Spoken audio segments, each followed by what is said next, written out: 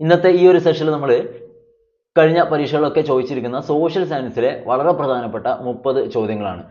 അപ്പോൾ നമുക്ക് ഡയറക്റ്റ് ഓരോ ക്വസ്റ്റ്യൻ ആയിട്ട് നോക്കാം. അപ്പോൾ ക്വസ്റ്റ്യനിലേക്ക് പോകുന്നതിന് മുന്നേ നിങ്ങൾ മനസ്സിലാക്കേണ്ട കാര്യം എസ്.സി.ആർ.ടി ടെക്സ്റ്റ് ബുക്കിന്റെ ആ ഒരു പ്രാധാന്യം അത് ഈ ഒരു ക്വസ്റ്റ്യൻ ഓരോന്ന് കാണുമ്പോഴും നിങ്ങൾക്ക് മനസ്സിലാവും. അപ്പോൾ ടെക്സ്റ്റ് ബുക്ക് കവർ ചെയ്യാത്ത ആരെങ്കിലും ഉണ്ടെങ്കിൽ കൃത്യമായിട്ട് എന്ത് ചെയ്യാം, ഓരോ ടെക്സ്റ്റ് ബുക്കിൽ ഓരോ ചാപ്റ്റേഴ്സ് ആയിട്ട് ഒന്ന് കവർ ചെയ്യുന്നത് നല്ലതായിരിക്കും. പ്രത്യേകിച്ച് നിങ്ങൾ പിന്നെ 9th അതുപോലെ 10th അല്ലെങ്കിൽ 8, 9, 10 ഒക്കെ ആ 3 ക്ലാസ്സിന് നിങ്ങൾ എന്ത് ചെയ്യുക, ആദ്യം സ്റ്റാർട്ടിങ്ങിൽ ഒന്ന് കവർ ചെയ്യുക, എന്നിട്ട് താഴേക്ക് വരുന്നതായിരിക്കും കുറച്ചും കൂടെ നല്ലത്.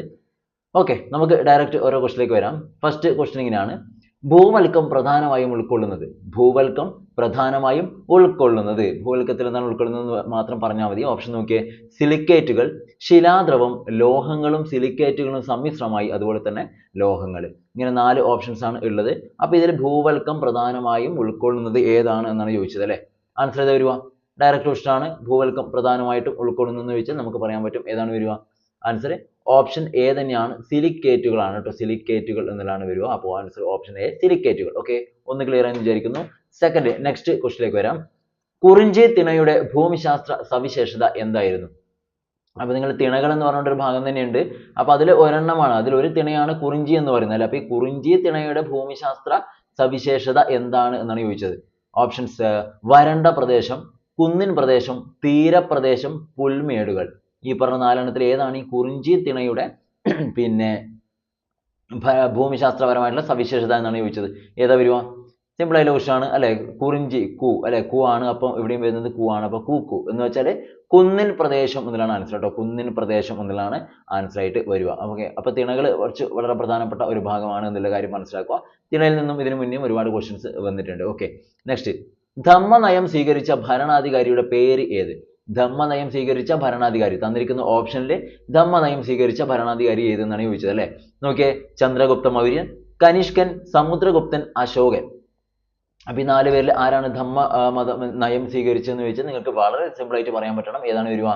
ഒരു സംശയം വേണ്ട. ആൻസർ ഓപ്ഷൻ സി അല്ല, ഓപ്ഷൻ ഡി, സമുദ്രഗുപ്തനല്ല, അശോകനാണ്. ഓക്കെ, അശോകൻ എന്നതാണ് ധമ്മനയം സ്വീകരിച്ച ഭരണാധികാരി എന്ന് ചോദിച്ചാൽ ആരാണ്? അശോകനാണ് എന്നുള്ള കാര്യം ഓർത്തിരിക്കുക. ക്ലിയർ? അടുത്തത്, മിസോസ്ഫിയർ സമുദ്രനിരപ്പിൽ നിന്നും ഏകദേശം എത്ര ഉയരത്തിൽ സ്ഥിതി ചെയ്യുന്നു? സമുദ്രനിരപ്പിൽ നിന്നും ഏകദേശം എത്ര ഉയരത്തിലാണ് മിസോസ്ഫിയർ സ്ഥിതി ചെയ്യുന്നതെന്നാണ് ചോദിച്ചത്. അപ്പോൾ നിങ്ങൾ പിന്നെ ട്രോപ്പോസ്ഫിയർ, സ്ട്രാറ്റോസ്ഫിയർ എന്നൊക്കെ പറഞ്ഞുകൊണ്ട് നിങ്ങൾ പഠിച്ചാണ്, ഡീറ്റെയിൽ ആയിട്ട് മനസ്സിലാക്കിയ കാര്യങ്ങളാണ് അല്ലേ? അപ്പോൾ അതിൽ വരുന്ന ഒരു അന്തരീക്ഷ പാളിയാണ് mesosphere.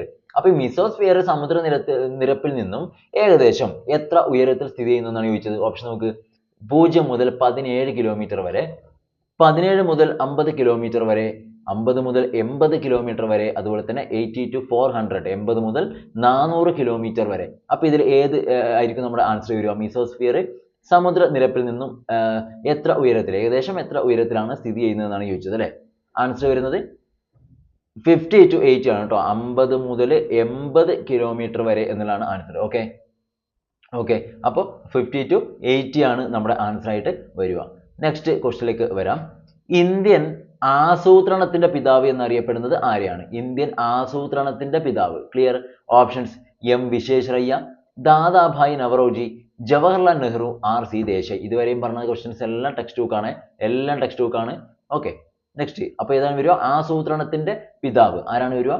M Visvesvaraya, Dadabhai Naoroji, Jawaharlal Nehru, R C. Desai. ഇവരിൽ ആരാണ് വരിക? സംശയങ്ങളൊന്നും വേണ്ട. ചിലപ്പോൾ ജവഹർലാൽ നെഹ്റുവിലേക്ക് പോകാനുള്ള സാധ്യതയുണ്ട്. അപ്പോൾ ആൻസർ വരുന്നത് എം വിശ്വേശ്വരയ്യ ആണ് കേട്ടോ. എം വിശ്വേശ്വരയ്യ എന്നുള്ള കാര്യം ഓർത്തിരിക്കുക. ഇതൊക്കെ വരുമ്പോൾ ഒന്നിലധികം ഒരുപാട് തവണ വന്നിട്ടുള്ള ക്വസ്റ്റ്യനാണ് ഈ പ്ലാനിംഗ് ആസൂത്രണത്തിന്റെ പിതാവ് എന്നൊക്കെ പറഞ്ഞുകൊണ്ട് വരുന്നത്.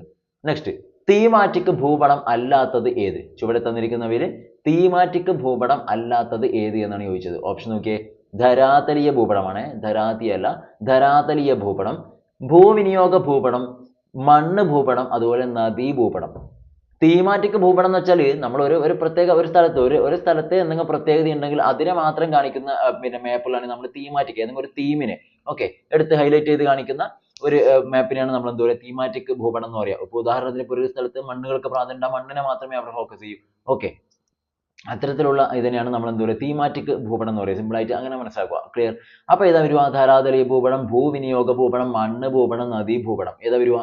ആൻസർ തീമാറ്റിക് ഭൂപടം അല്ലാത്തത് എന്നാണ് ചോദിച്ചത്. അപ്പോൾ ഭൂവിനിയോഗം, അതുപോലെ മണ്ണ്, അതുപോലെ നദി, ഇതൊക്കെ എന്താണ്? തീമാറ്റിക് ഭൂപടമാണ്. അപ്പൊ അല്ലാത്തത് ധരാതലീയ ഭൂപടമാണ്. ഇതിലെല്ലാം ഉൾപ്പെടും. ഓക്കെ, ഒരു ചെറിയ പ്രദേശത്തിന്റെ ഒരു പ്രത്യേകതയെ മാത്രം കാണിക്കുന്നതല്ല ധരാതലീയ ഭൂപടം, എല്ലാം ഉൾപ്പെടുന്ന ഭൂപടമാണ്. ഓക്കെ, അപ്പൊ ധരാതലീയ ഭൂപടമാണ് ഇവിടുത്തെ ആൻസർ. നെക്സ്റ്റ്, താഴെ തന്നിട്ടുള്ളവയിൽ ഗവൺമെന്റിന്റെ ബാങ്കർ എന്നറിയപ്പെടുന്നത് ഏത്? ബാങ്കർ. ഓക്കെ, ഗവൺമെന്റിന്റെ ബാങ്കർ എന്ന് അറിയപ്പെടുന്നത് ഏത് എന്നാണ്. ഇതൊക്കെ കാണുമ്പോൾ തന്നെ നിങ്ങൾക്ക് ആൻസറിലേക്ക് വരും. SBI, NABARD, RBI, RRB. Okay, regional rural banks ആണ്. SBI, NABARD, RBI, RRB. അപ്പൊ ഇതില് ഗവൺമെന്റിന്റെ ബാങ്കർ എന്നറിയപ്പെടുന്നത് bankers banker, okay, government banker, ഇങ്ങനെയൊക്കെ അറിയപ്പെടുന്നത് ആര് തന്നെയാണ്? ഒരു സംശയം വേണ്ട, സെൻട്രൽ ബാങ്ക് ഓഫ് ഇന്ത്യ ഒക്കെ പറയുന്ന പോലെ തന്നെയാണ് ഇതാ RBI ആണ് കേട്ടോ. RBI ആണ് കേട്ടോ. RBI, reserve bank of India ആണ് ആൻസർ. RBI അതാണ് ഗവൺമെന്റിന്റെ ബാങ്കർ എന്നൊക്കെ അറിയപ്പെടുന്ന കാര്യം നിങ്ങൾ മനസ്സിലാക്കുക. ഓക്കെ, നെക്സ്റ്റ്, അടുത്ത ക്വസ്റ്റ്യൻ. ചുവടെ നൽകിയിട്ടുള്ളവയിൽ ഏറ്റവും നീളമുള്ളത് ഏത്? ചുവടെ നൽകിയിട്ടുള്ളവയിൽ ഏറ്റവും നീളമുള്ളത് ഏത് എന്നാണ് ചോദിച്ചത്. ഏറ്റവും നീളമുള്ളത് അന്താരാഷ്ട്ര ദിനാങ്ക രേഖ, ഭൂമധ്യരേഖ, ഗ്രീനിച്ച് രേഖ, അതുപോലെ തന്നെ ഓപ്ഷൻ ഡി ഉത്തരായന രേഖ. ഓപ്ഷൻ ഡി ഉത്തരായന രേഖ. ഓക്കെ, അപ്പൊ ഏതാ വരുക? ഏറ്റവും നീളം കൂടിയത് ഏതെന്നാണ് ചോദിച്ചത്. അന്താരാഷ്ട്ര ദിനാങ്ക രേഖ, ഭൂമധ്യരേഖ, ഗ്രീനിച്ച് രേഖ, ഉത്തരായന രേഖ. ഏതായിരിക്കും വരുക?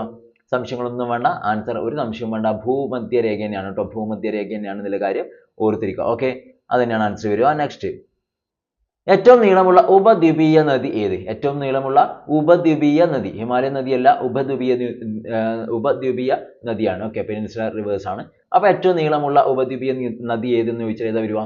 ഇതൊക്കെ നിങ്ങൾക്ക് പെട്ടെന്ന് തന്നെ ആൻസറൊക്കെ വരണം, ഓപ്ഷനൊന്നും ആവശ്യം വരാൻ പാടില്ല. മഹാനദി, കൃഷ്ണ, കാവേരി, ഗോദാവരി. ഏതാണ്? ഡയറക്റ്റ് ക്വസ്റ്റൻ ആണല്ലേ ആൻസർ, സംശയമൊന്നും വേണ്ട. ആൻസർ വരുന്നത് ഓപ്ഷൻ ഡി ഗോദാവരിയാണ് കേട്ടോ. ഗോദാവരിയാണ് ഏറ്റവും നീളമുള്ള ഉപദ്വീപീയ നദി എന്നുള്ള കാര്യം. അപ്പൊ നദികൾ പ്രധാനപ്പെട്ട ഒരു ടോപ്പിക്കാണ്. ഹിമാലയൻ നദികളും അതുപോലെ തന്നെ ഉപദ്വീപീയ നദികളും, രണ്ട് തരത്തിലുള്ള നദികൾ നിങ്ങൾ ഡീറ്റെയിൽ ആയിട്ട് ഒന്ന് മനസ്സിലാക്കി വെക്കുന്നത് നല്ലതാണ്. അടുത്തത്, ഏതെല്ലാം ഭ്രമണപഥങ്ങൾക്കിടയിലാണ് ഭൂമിയുടെ ഭ്രമണപഥം? ഓക്കെ, ഏതെല്ലാം ഭ്രമണപഥങ്ങൾക്കിടയിലാണ് ഭൂമിയുടെ ഭ്രമണപഥം? അപ്പൊ നമ്മൾ കഴിഞ്ഞ ദിവസം പിന്നെ നമ്മുടെ പ്രപഞ്ചം അല്ലെങ്കിൽ പ്ലാനറ്റ്സ് ഒക്കെ ആയി കണക്ട് ചെയ്തുകൊണ്ട് നമ്മുടെ സോളാർ സിസ്റ്റം, സൗരയൂഥം. ഓക്കെ, അപ്പൊ അതിന്റെ ഒരു ക്ലാസ് നമ്മൾ ടോപ്പിക് വൈസ് ക്ലാസ്, കുറച്ച് ലെങ്തി ആയിട്ടുള്ള ഒരു ക്ലാസ് നമ്മൾ ചെയ്തിട്ടുണ്ടായിരുന്നു. അപ്പൊ അത് ചെയ്യുമ്പോൾ തന്നെ ഞാൻ പറഞ്ഞിട്ടുണ്ടായിരുന്നു, ഇതെന്തിന് മാത്രമല്ല മറ്റേ കാറ്റഗറി 1 അറ്റൻഡ് ചെയ്യുന്നവർക്കുള്ള EVS മാത്രമല്ല സയൻസിനും സോഷ്യലിനും ഒക്കെ ഇത് യൂസ് ചെയ്യാൻ ഞാൻ പറഞ്ഞിട്ടുണ്ടായിരുന്നു. കാരണം അതിൽ നിന്നൊക്കെ ക്വസ്റ്റ്യൻ വരാറുണ്ട്. അതിൽ നമ്മൾ പ്രത്യേകം പറഞ്ഞ കാര്യമാണ് ഇവിടെ ഇപ്പം വന്ന ചോദ്യം. ഇതുപോലെ എല്ലാ പേപ്പറിലും ആ ഒരു പ്ലാനറ്റ് സൗരയൂഥമൊക്കെ ആയി ബന്ധപ്പെട്ട ഒരു ക്വസ്റ്റ്യൻ വരാറുണ്ട്. ഓക്കെ, അപ്പൊ അതൊന്ന് നിങ്ങൾക്ക് അറിയില്ലെങ്കിൽ മാത്രം എന്ത് ചെയ്യാം, ക്ലാസ് ഒന്ന് കവർ ചെയ്യാം. ക്ലിയർ? ഏതെല്ലാം ഭ്രമണപഥങ്ങൾക്കിടയിലാണ് ഭൂമിയുടെ ഭ്രമണപഥം എന്നാണ് ചോദിച്ചത്. ബുധൻ, ശുക്രൻ, ചൊവ്വ എന്നൊക്കെ പറഞ്ഞ് ഇവിടെ തന്നിട്ടുണ്ട്. അപ്പൊ നിങ്ങൾ മനസ്സിലാക്കേണ്ട കാര്യം, നമ്മുടെ സൂര്യനിൽ നിന്നുള്ള അകലത്തിനനുസരിച്ചാണ് നമ്മൾ ആ കഴിഞ്ഞ ദിവസം ക്ലാസ്സിൽ പറഞ്ഞത് അല്ലേ. അപ്പൊ എന്ത് ചെയ്യുക, ആ ഒരു ഓർഡർ മനസ്സിലേക്ക് എടുത്താൽ തന്നെ നിങ്ങൾക്ക് വളരെ എളുപ്പത്തിൽ പറയാൻ പറ്റും. എങ്ങനെ വരിക? സൂര്യനിൽ നിന്നുള്ള അകലത്തിനനുസരിച്ച് ആദ്യം വരുന്നത് ബുധനാണ് അല്ലേ. പിന്നെ നിങ്ങൾ പഠിച്ച ശുക്രൻ, ബുധൻ, ശുക്രൻ, പിന്നെയോ ഭൂമി അല്ലെ, ഭൂമി, പിന്നെയോ ചൊവ്വ, പിന്നെയോ വ്യാഴം, ശനി, യുറാനസ്, നെപ്റ്റ്യൂൺ എന്നൊക്കെ പറഞ്ഞ് നിങ്ങൾ പഠിച്ചിട്ടുണ്ടാവും. അപ്പോ ഇവിടെ നമ്മൾ ചോദിച്ചാൽ ഏതെല്ലാം ഭ്രമണപഥങ്ങൾക്കിടയിലാണ് ഭൂമിയുടെ ഭ്രമണപഥം എന്നാണ് ചോദിച്ചത്. അപ്പൊ നിങ്ങൾ നോക്കണം, ഇവിടെ ഭൂമി ഇതല്ലേ ഭൂമി അല്ലെ, ഇതാണ് ഭൂമിയുടെ പൊസിഷൻ. അതിന്റെ തൊട്ടിപ്പുറത്താരെ ഉള്ളത്? ശുക്രൻ ഉണ്ട്, തൊട്ടപ്പുറത്തോ മറ്റേ സൈഡിലോ ചൊവ്വയാണ്. അപ്പൊ നമുക്ക് മനസ്സിലാക്കാം ആരുടെയൊക്കെ ഭ്രമണപഥങ്ങൾക്കിടയിലാണ്? ശുക്രന്റെയും ചൊവ്വയുടെയും. ഇവിടെ ഡയറക്റ്റ് കൊടുത്തിട്ടുണ്ട്, ശുക്രന്റെയും ചൊവ്വയുടെയും ഭ്രമണപഥങ്ങൾക്കിടയിലാണ് ഭൂമിയുള്ളത്. അപ്പൊ അത് എവിടെയാ ഓപ്ഷൻ വരുന്നത് നോക്കിയാൽ ഇതാ, ശുക്രനും ചൊവ്വയ്ക്കും. ഓപ്ഷൻ ബി ആണ് കറക്റ്റ് ആയിട്ടുള്ള ആൻസർ. ശുക്രനും ചൊവ്വയ്ക്കും ഇടയിലാണ് ഭൂമി.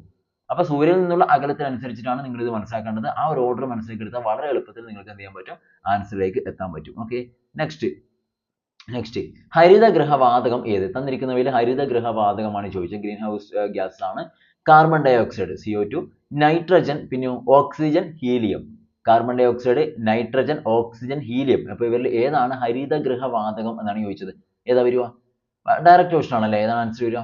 സംശയമൊന്നും വേണ്ട, ഓപ്ഷൻ എ തന്നെയാണ്, കാർബൺ ഡൈ ഓക്സൈഡ് ആണ്. കാർബൺ ഡൈ ഓക്സൈഡ് ആണ് ഹരിതഗൃഹവാതകമായിട്ട് നമ്മൾ ഈ തന്നിരിക്കുന്നതിൽ പറയാം. ഓക്കെ, നെക്സ്റ്റ്, ഇന്ത്യയിൽ ഹരിത വിപ്ലവവുമായി ബന്ധപ്പെട്ടിരിക്കുന്നത് ഏതാണ്? ഓക്കെ, അപ്പൊ ഇന്ത്യയിൽ ഹരിത വിപ്ലവം നിങ്ങൾ പഠിച്ചിട്ടുണ്ടാവും അല്ലെ, ഗ്രീൻ റവല്യൂഷൻ ആണ്. അപ്പൊ അത് ഏതുമായിട്ട് ബന്ധപ്പെട്ടിരിക്കുന്നതാണ്? നിങ്ങൾക്ക് വളരെ പെട്ടെന്ന് പറഞ്ഞൂടെ, ഡയറക്റ്റ് ആയിട്ട് പറയാൻ പറ്റും. ഓപ്ഷൻ നോക്കിയേ, മത്സ്യബന്ധനമാണോ, അല്ല കൃഷിയാണോ, അല്ല വ്യവസായമാണോ, അല്ല നിർമ്മാണമാണോ? ഏതാ വരുക? ഗ്രീൻ റവല്യൂഷൻ ആണ്, ഹരിത വിപ്ലവമാണ്. ഹരിത വിപ്ലവം എന്ന് പറയുമ്പോൾ ഡൗട്ട് ഒന്നും വേണ്ട, കൃഷിയാണ് എന്നുള്ള കാര്യം മനസ്സിലാക്കുക. അഗ്രികൾച്ചർ ആണ്, കൃഷിയുമായി ബന്ധപ്പെട്ടിട്ടാണ് ഹരിത വിപ്ലവം ബന്ധപ്പെട്ടിരിക്കുന്നത്. Okay, clear? നെക്സ്റ്റ്, 1 സെന്റിമീറ്റർ 4 കിലോമീറ്ററിനെ കാണിക്കുന്നു. എന്ന പ്രസ്താവന രീതിയിലുള്ള തോതിനെ പ്രദർശക ഭിന്നമാക്കുക എന്നാണ് പറഞ്ഞത്. അതായത് അതിന്റെ റേഷ്യോ ആയിട്ട് നിങ്ങൾക്ക് അതിനെ എഴുതാനാണ് പറഞ്ഞത്. ഓക്കെ, ഇവിടെ പറഞ്ഞ കാര്യം മനസ്സിലാക്കിയാൽ മാത്രം മതി. ഇതാ 1 സെന്റിമീറ്ററിനെ 4 കിലോമീറ്ററിനെ കാണിക്കുന്നു എന്നാണ് പറഞ്ഞത്. 1 സെന്റിമീറ്റർ സൂചിപ്പിക്കുന്നത് 4 കിലോമീറ്ററിനെയാണ്. നമ്മുടെ മാപ്പിലൊക്കെ സ്കെയിൽസ്, അളവ്, തോതുകൾ ഉപയോഗിക്കാറുണ്ടല്ലോ. അപ്പൊ നിങ്ങൾ മനസ്സിലാക്കിയത് ഒരു 4 കിലോമീറ്റർ മൊത്തത്തിലുള്ള വ്യാപ്തിയുള്ള ഒരു സ്ഥലത്തെ സൂചിപ്പിക്കാൻ 1 സെന്റിമീറ്റർ ആയിരിക്കും മാപ്പിൽ ഉപയോഗിക്കുന്നതാണ് പറഞ്ഞത്. അത് നമുക്ക് എങ്ങനെ അംശബന്ധമായിട്ട് റേഷ്യോ ആയിട്ട് എഴുതാം എന്നാണ് ചോദിച്ചത്. നിങ്ങൾ എന്ത് ചെയ്യണം, അതിന്റെ നമ്മൾ ആ ഒരു ഇത് മാത്രം ഒന്ന് ആലോചിച്ച് നോക്കിയാൽ മതി. നമ്മുടെ ഇങ്ങനെ ആലോചിച്ചാൽ മതി, നിങ്ങൾ വളരെ സിമ്പിൾ ആയിട്ട് കിട്ടും. 1 സെന്റിമീറ്ററിനെ 4 കിലോമീറ്റർ ആയിട്ട് സൂചിപ്പിക്കുന്നത് ഇതിൽ ഏതെന്നാണ് നിങ്ങൾ ചോദിച്ചത്. അപ്പൊ നിങ്ങൾ മനസ്സിലാക്കുക, എന്ത് മനസ്സിലാക്കണം, 1 സെന്റിമീറ്റർ നിങ്ങൾക്ക് അറിയാം അല്ലെ, എന്നാൽ എത്ര സെന്റിമീറ്റർ കൂടിയതാണ് 1 മീറ്റർ എന്ന് നിങ്ങൾ ആദ്യം നോക്കുക. അങ്ങനെ എത്ര മീറ്ററുകൾ കൂടിയതാണ് കിലോമീറ്റർ എന്ന് നിങ്ങൾ നോക്കുക. അങ്ങനെ ആകുമ്പോൾ വളരെ എളുപ്പത്തിൽ ആൻസർ കിട്ടും. ഇതാ നോക്കിക്കോ, സിമ്പിൾ ആയിട്ട് കിട്ടും. ഇതാ നോക്കിക്കോ, ഒരു പണിയുമില്ല. ഇതാ 100 സെന്റിമീറ്റർ എന്ന് പറയുന്നതാണ് 1 മീറ്റർ എന്ന് നിങ്ങൾ പഠിച്ചിട്ടുണ്ട് അല്ലെ. 100 സെന്റിമീറ്റർ ആണ് 1 മീറ്റർ. അതിൽ കൺഫ്യൂഷൻ ഒന്നും ഇല്ലല്ലോ, ഒരു കൺഫ്യൂഷൻ ഇല്ലല്ലോ, ഇല്ല അല്ലെ. 1 മീറ്റർ എന്ന് വെച്ചാൽ 100 സെന്റിമീറ്റർ ആണ്. അങ്ങനെയാണെങ്കിൽ ഞാൻ നിങ്ങളോട് പറയുന്നത് ഇത്രയേ ഉള്ളൂ, 1 മീറ്റർ എന്ന് വെച്ചാൽ 100 സെന്റിമീറ്റർ ആണ്. അങ്ങനെയാണെങ്കിൽ 100 മീറ്റർ എന്ന് പറഞ്ഞാൽ എത്ര സെന്റിമീറ്റർ ആയിരിക്കും? ഒന്ന് ആലോചിച്ച് നോക്കിയേ. 100 മീറ്റർ എന്ന് പറഞ്ഞാൽ ഇതാ ഒന്നുമില്ല, 100ന്റെ കൂടെ ഇവിടെ 2 പൂജ്യം ചേർത്തു, ഇപ്പോഴും നിങ്ങൾ 2 പൂജ്യം ചേർക്കുക, ഇത്രയും സെന്റിമീറ്റർ ആയിരിക്കും അല്ലെ. മനസ്സിലായില്ലേ? 1 മീറ്റർ എന്ന് വെച്ചാൽ നേരെ ഓപ്പോസിറ്റ് നോക്കുക, ഇങ്ങോട്ട് നോക്ക്. 1 മീറ്റർ എന്ന് പറഞ്ഞാൽ 100 സെന്റിമീറ്റർ ആണ്. അപ്പൊ 100 മീറ്റർ എന്ന് പറഞ്ഞാലോ ഇതാ അത്രയും എത്ര വരും? 10,000 സെന്റിമീറ്റർ എന്ന് നമുക്ക് പറയാൻ പറ്റും. ഒന്നുമില്ല, ഞാനിതാ ഇപ്പുറത്ത് 2 പൂജ്യം ചേർത്തു, അപ്പൊ അതിനനുസരിച്ച് മറ്റേ സൈഡിൽ 2 പൂജ്യം ചേർത്തു, അത്രയേ ഉള്ളൂ. ഇനി 100 മീറ്റർ ഇത്രയും സെന്റിമീറ്റർ ആണെന്ന് നമുക്ക് മനസ്സിലായി. ഞാനിനി അങ്ങനെയാണെങ്കിൽ 100 മീറ്റർ ഇത്രയാണെങ്കിൽ നമുക്ക് മനസ്സിലാക്കാം 1 കിലോമീറ്റർ എന്ന് പറഞ്ഞാൽ എത്രയായിരിക്കും നിങ്ങൾക്കൊന്ന് ആലോചിക്കാൻ പറ്റൂലേ? 1 കിലോമീറ്റർ ഇതാ നോക്കിയേ, ഇതാ 1 കിലോമീറ്റർ എന്ന് പറഞ്ഞാൽ നിങ്ങൾക്കറിയാം 1000 മീറ്റർ ആണ് അല്ലെ. ഒരു പൂജ്യം കൂടി ഞാൻ ചേർത്തു, 1000 മീറ്റർ ആണ് 1 കിലോമീറ്റർ എന്ന് നിങ്ങൾക്കറിയാം. അപ്പൊ ഞാൻ ഇവിടെ 2 പൂജ്യം ഉള്ളത് 3 പൂജ്യം ആക്കി. അപ്പൊ ഞാൻ എന്ത് ചെയ്യണം, ഇപ്പുറത്ത് ഒരു പൂജ്യം ചേർക്കണം. ഇതാ ഇവിടെ ഓൾറെഡി 4 പൂജ്യം ഉണ്ട്, ഇപ്പൊ ചേർത്ത ഈ ഒരു പൂജ്യം കൂടി ഞാൻ ഇവിടെ ചേർത്തു. ഇതാ നോക്കിയേ, 1000 മീറ്റർ എന്ന് പറഞ്ഞതാ ഇത്രയും സെന്റിമീറ്റർ ആണ്. ഇതാ 1, 10, 100, 1000, 10,000, ലക്ഷം, 1,00,000 സെന്റിമീറ്റർ ആണ്. ഇനി നിങ്ങൾ അതൊന്ന് ആലോചിച്ച് നോക്കിയേ, 1000 മീറ്റർ എന്ന് പറഞ്ഞാൽ നമുക്ക് എല്ലാവർക്കും അറിയാം എന്താണ് വരിക, 1 കിലോമീറ്റർ ആണ് അല്ലെ. 1 കിലോമീറ്റർ എന്ന് വെച്ചാൽ ഇതാ 1000 സെന്റിമീറ്റർ ആണ്, സോറി 1,00,000 സെന്റിമീറ്റർ ആണ്. അങ്ങനെയാണെങ്കിൽ 4 കിലോമീറ്റർ അതാണല്ലോ നമുക്ക് വേണ്ടത്. 4 കിലോമീറ്റർ ആണ് പറഞ്ഞത്. 4 കിലോമീറ്റർ എത്ര സെന്റിമീറ്റർ ആണെന്ന് നോക്കിയാൽ മതി. 1 കിലോമീറ്റർ 1,00,000 സെന്റിമീറ്റർ ആണ്. അപ്പൊ 4 കിലോമീറ്റർ എത്രയായിരിക്കും? ഒരു സംശയം വേണ്ട, 4 കിലോമീറ്റർ എന്ന് വെച്ചാൽ ഈ ഒന്നിന്റെ അടുത്ത് 4 കൊടുത്താൽ മതി.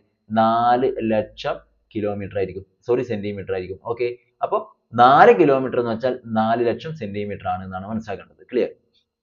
ഓക്കെ, അപ്പൊ അത് ഇവിടുന്ന് നിങ്ങൾ മനസ്സിലാക്കുക. അപ്പൊ നമ്മൾ പറഞ്ഞത് 1 സെന്റിമീറ്റർ 4 കിലോമീറ്ററിനെ കാണിക്കുന്നു എന്നാണ് പറഞ്ഞത് അല്ലെ. അപ്പൊ നമുക്ക് എന്ത് ചെയ്യാം, 1 സെന്റിമീറ്റർ എന്ന് പറഞ്ഞാൽ 4,00,000, 1, 10, 100, 1000, 10,000, ലക്ഷം. ഇതാണ് നമ്മുടെ ആൻസർ ആയിട്ട് വരിക. 1 സെന്റിമീറ്റർ എന്ന് പറയുന്നത് ഇതാ 4 കിലോമീറ്ററിനെയാണ് ഇവിടെ സൂചിപ്പിക്കുന്നത്, നമുക്ക് ഇങ്ങനെ പറയാം. Okay, next. അപ്പോൾ നമ്മുടെ ആൻസർ ഓപ്ഷൻ ഡി ആണ് എന്നുള്ള കാര്യം ഓർത്തിരിക്കുക. നെക്സ്റ്റ് ക്വസ്റ്റ്യനിലേക്ക് വരാം.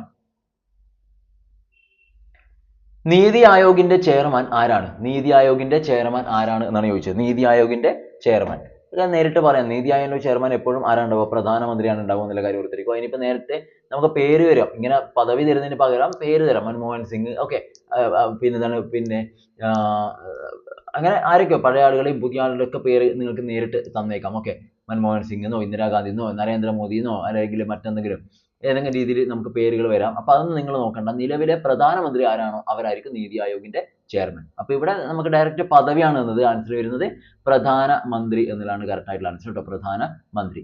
നെക്സ്റ്റ്, മധ്യകാല കേരളത്തിൽ നിലനിന്ന കച്ചവട സംഘം ഏതായിരുന്നു? മധ്യകാല കേരളത്തിൽ നിലനിന്നിരുന്ന കച്ചവട സംഘങ്ങളെ കുറിച്ചൊക്കെ നിങ്ങൾ ടെക്സ്റ്റ് ബുക്ക് പഠിക്കുന്നുണ്ട്. സ്വരൂപം, നാട്, 5 വണ്ണം, വട്ടെഴുത്ത് അല്ലെ. അപ്പൊ ഏതാ വരുക? കച്ചവട സംഘങ്ങൾ നിങ്ങൾ പഠിച്ചിട്ടുണ്ടാവും. ആരൊക്കെയാണ്? 5 വണ്ണം, മണിഗ്രാമം എന്നൊക്കെ പറഞ്ഞ 2 ആളുകളെ കുറിച്ചൊക്കെ നിങ്ങൾ പഠിച്ചാണ്. ഇവിടെ 5 വണ്ണമാണ് തന്നത്. സോ നമ്മുടെ ആൻസർ 5 വണ്ണം. ഇതൊക്കെ ഡയറക്റ്റ് ക്വസ്റ്റൻ ആണ്, അതുകൊണ്ട് അധികമൊന്നും ഇതൊക്കെ അത് നേരിട്ട് പറഞ്ഞു പോകുന്നത് എല്ലാം ടെക്സ്റ്റ് ബുക്കിൽ അതുപോലെ ഇങ്ങനെ എടുത്തിട്ടാണ്. താഴെ തന്നിട്ടുള്ളവയിൽ പ്രത്യക്ഷ നികുതി ഏതാണ്? Direct tax. ഓക്കെ, പ്രത്യക്ഷ നികുതി ഏതാണെന്നാണ് ചോദിച്ചത്. എക്സൈസ് ഡ്യൂട്ടി, കസ്റ്റംസ് ഡ്യൂട്ടി, വ്യക്തിഗത വരുമാന നികുതി, സേവന നികുതി.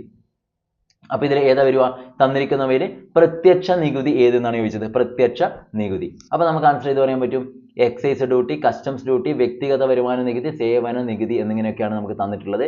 അപ്പൊ ആൻസർ ആയിട്ട് വരുന്നത് വ്യക്തിഗത വരുമാന നികുതിയാണ് കേട്ടോ. അതാണ് പ്രത്യക്ഷ നികുതി. ഓക്കെ, ബാക്കിയൊക്കെ പരോക്ഷ നികുതികളാണ്. നെക്സ്റ്റ്, ഇന്ത്യൻ നാഷണൽ ആർമിയുടെ നേതാവായിരുന്ന മലയാളി വനിത ആരാണ്? ചുവടെ തന്നിരിക്കുന്നവയിൽ ഇന്ത്യൻ നാഷണൽ ആർമി INA നേതാവായ മലയാളി വനിത. അക്കാമ ചെറിയാൻ, ആനി മസ്ക്രീൻ, ക്യാപ്റ്റൻ ലക്ഷ്മി, അന്ന ചാണ്ടി. ആരാ വരുക? അക്കാമ ചെറിയാൻ, ആനി മസ്ക്രീൻ, ക്യാപ്റ്റൻ ലക്ഷ്മി, അന്ന ചാണ്ടി. നമ്മുടെ ആൻസർ വരുന്നത് ഒന്നുമില്ല, ഇന്ത്യൻ നാഷണൽ ആർമി ആ സെയിം പദവി ഇതാ ക്യാപ്റ്റൻ. അപ്പൊ നമ്മുടെ ആൻസർ ക്യാപ്റ്റൻ ലക്ഷ്മിയാണ് കേട്ടോ. ക്യാപ്റ്റൻ ലക്ഷ്മി എന്നുള്ളതാണ് ആൻസർ ആയിട്ട് വരിക. ഓക്കെ, കിട്ടുന്ന വിചാരിക്കുന്നു. സിമ്പിൾ ആയതുകൊണ്ടാണ് പെട്ടെന്ന് പറഞ്ഞു വന്നത്. നെക്സ്റ്റ്, വ്യവസായ വിപ്ലവം ആരംഭിച്ചത് എവിടെയാണ്? ഇൻഡസ്ട്രിയൽ റവല്യൂഷൻ ആണ്. വ്യവസായ വിപ്ലവം ആരംഭിച്ചത് എവിടെ?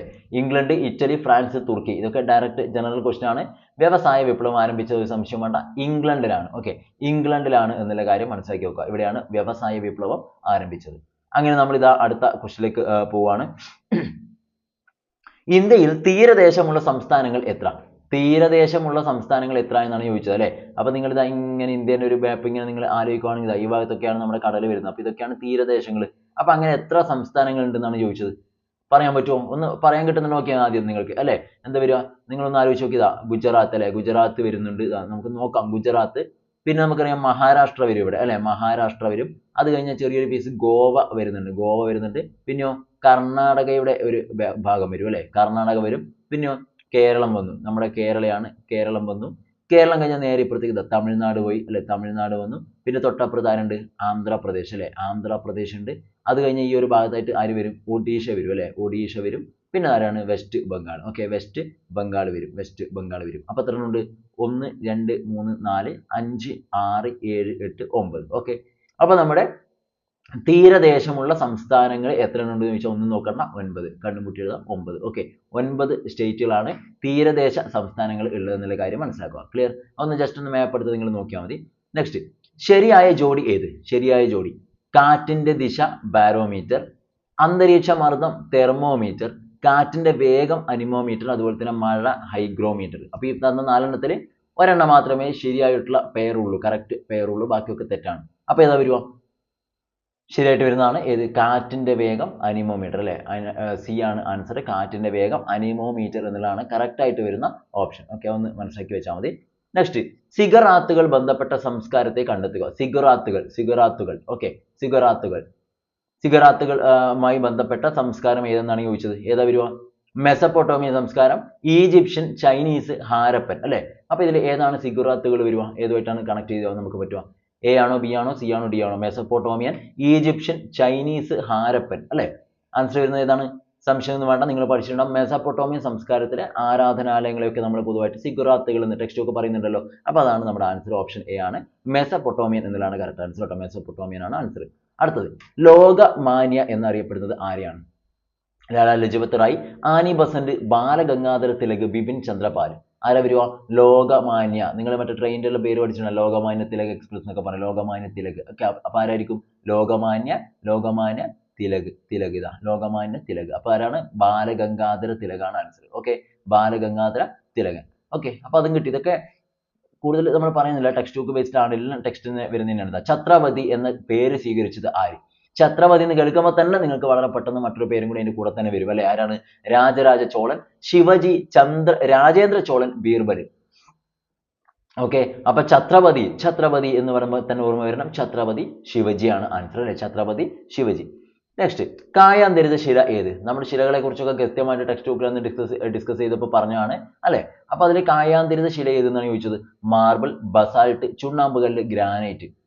കായാന്തരിത ശില അല്ലെ. ആഗ്നേയശിലകൾ, അവസാദ ശിലകൾ, കായാന്തരിത ശിലകൾ എന്നൊക്കെ പറഞ്ഞ് നിങ്ങൾ പഠിച്ചിട്ടുണ്ട്. കേരളത്തിൽ ഏറ്റവും കൂടുതൽ കാണപ്പെടുന്ന കായാന്തരിത ശിലകളാണെന്ന് പറഞ്ഞിട്ടുണ്ട്. അപ്പൊ അതിന്റെ എക്സാമ്പിൾസ് നമ്മൾ പഠിച്ചിട്ടുണ്ട് അല്ലെ. അപ്പൊ കായാന്തരിത ശിലയായിട്ട് ഇവിടെ അതിന് എക്സാമ്പിൾ ഏതാ വരുക? ആൻസർ ഡൗട്ട് ഒന്നും വേണ്ട, ഓപ്ഷൻ എ ആണ്, മാർബിൾ ആണ് ആൻസർ കേട്ടോ. മാർബിൾ എന്നുള്ളതാണ് കറക്റ്റ് ആയിട്ടുള്ള ആൻസർ. Okay, marble. അടുത്ത ക്വസ്റ്റ്യനിലേക്ക് വരാം. ചുവടെ തന്നിട്ടുള്ളതിൽ സിന്ധു നദീതട സംസ്കാരത്തിലെ നഗരത്തിൽ ഉൾപ്പെടാത്തതിനെ കണ്ടെത്തുക. ചുവടെ തന്നിരിക്കുന്നവര് സിന്ധു നദീതട സംസ്കാരത്തിലെ നഗരത്തിൽ ഉൾപ്പെടാത്തതിനെ കണ്ടെത്തുക എന്നാണ് പറഞ്ഞിട്ടുള്ളത്. ഓപ്ഷൻ നോക്കിയേ. ഹാരപ്പ, കാലിബംഗൻ, അതുപോലെ പിന്നെ ആരാണുള്ളത്? മഗധ, ലോത്തൽ. ഹാരപ്പ, കാലിബംഗൻ, മഗധ, ലോത്തൽ. അപ്പൊ ഈ പറഞ്ഞ 4 ആരാണ് സിന്ധു നദീതട സംസ്കാരത്തിൽ അല്ലെ, സംസ്കാരത്തിലെ നഗരത്തിൽ ഉൾപ്പെടാത്തത് എന്നാണ് ചോദിച്ചിട്ടുള്ളത്. ഉൾപ്പെടാത്തത് ഏതാ വരുക? ഹാരപ്പയാണോ, കാലിബംഗനാണോ, മഗധയാണോ, ലോത്തലാണോ? കാണുമ്പോൾ തന്നെ നിങ്ങൾക്ക് വളരെ എളുപ്പത്തിൽ മനസ്സിലായിട്ടുണ്ടാവും. വളരെ സിമ്പിൾ ആയിട്ട് കിട്ടും. ആരാണ്? മഗധയാണല്ലേ. മഗധ എന്തല്ല ഈ പറഞ്ഞ സിന്ധു നദിയുടെ സംസ്കാരവുമായി ബന്ധപ്പെട്ട ഒരു പ്രദേശമല്ല. അടുത്തത്, രാജ്യത്തിന്റെ സമ്പദ് വ്യവസ്ഥയെ ആഗോള സമ്പദ് വ്യവസ്ഥയായി സമന്വയിപ്പിക്കുന്നതിനെ അറിയപ്പെടുന്ന പേര്. രാജ്യത്തിന്റെ സമ്പദ് വ്യവസ്ഥയെ ആഗോള സമ്പദ് വ്യവസ്ഥയുമായി സമന്വയിപ്പിക്കുന്നതിനെ അറിയപ്പെടുന്ന പേര് എന്താ വരുക? ആഗോളവൽക്കരണം, സ്വകാര്യവൽക്കരണം, ഉദാരവൽക്കരണം, പിന്നെയോ ഇവയൊന്നുമല്ല.